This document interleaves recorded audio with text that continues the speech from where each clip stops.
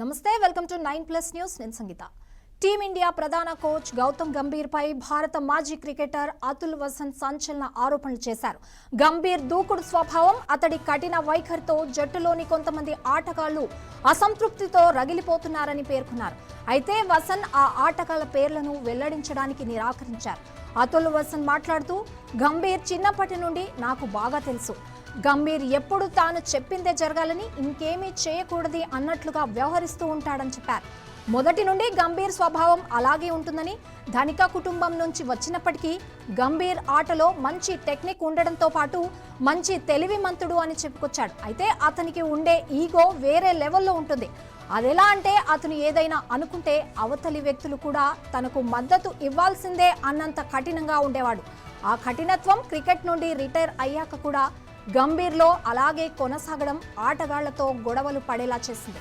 అందుకే ఐపీఎల్లో కోహ్లీతో డి అంటే డి అన్నాడు.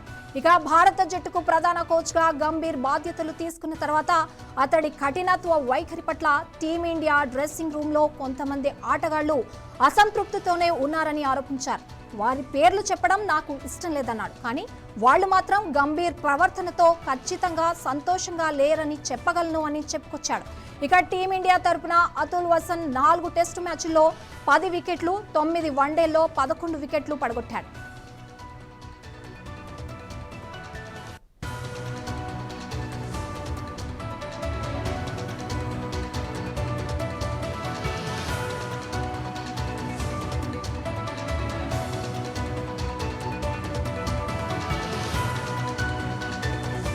ఇది ఇప్పటివరకు ఉన్న అప్డేట్స్. మరిన్ని అప్డేట్స్ కోసం చూస్తూనే ఉండండి 9+ న్యూస్.